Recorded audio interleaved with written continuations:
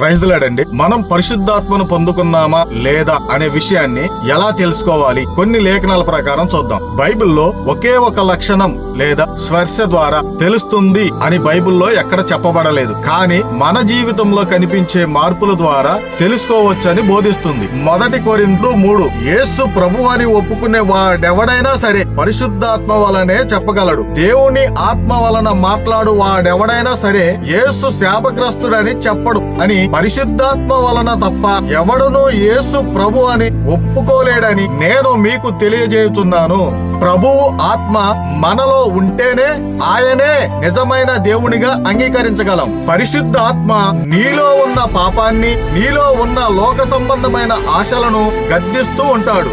నీవు పాపం చేసేటప్పుడు నీకు బాధగా అనిపించడం, దేవుడు కోరుకునే రీతిగా మారిపోవాలనే కోరిక నీలో కలగడం, ఇవి పరిశుద్ధాత్మ యొక్క సూచనలు. పరిశుద్ధాత్మ మనలో ఉన్న ఎడల సమస్త జనులందరి పట్ల ప్రేమతో, దేవునిలో ఆనందం, నీకు సాధ్యమైనంత వరకు అందరితో సమాధానం, నిన్ను హింసించు వారి పట్ల దీర్ఘ శాంతము, అందరితో మంచితనం, ప్రభువు నందు ఎడలేని విశ్వాసం, నీ సహోదరుల పట్ల సౌమ్యత, నీలో ఉన్న ఆశలు కోరికలను స్వయం నియంత్రణ, ఇవి మన జీవితంలో పెరుగుతూ ఉంటే పరిశుద్ధాత్మ మనలో పనిచేస్తున్నాడని అర్థం. మనం ప్రార్థన చేసుకోవాలని ఆలోచన వచ్చినా, మనం ప్రార్థించే సమయంలో అబ్బా తండ్రి అని పిలిచే ఆత్మను, దేవునితో మాట్లాడాలనే కోరిక, బైబిల్ చదవాలనే ఆసక్తి ఉండడం కూడా పరిశుద్ధాత్మ వలనే సాధ్యము. మనుషులమైన మనకు ఒక ఆత్మ ఉన్నది.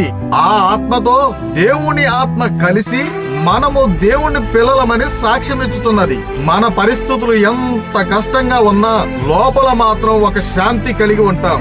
ఎందుకు? దేవుడు మనతో ఉన్నాడనే దృఢమైన నమ్మకం. పరిశుద్ధాత్మను పొందడం అంటే తప్పనిసరిగా అద్భుతాలు అనుభవం ఉండాలి అనేది కాదు.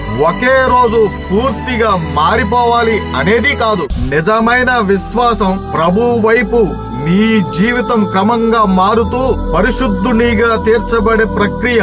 ఇది పరిశుద్ధాత్మ వలనే సాధ్యం. ఆమేన్.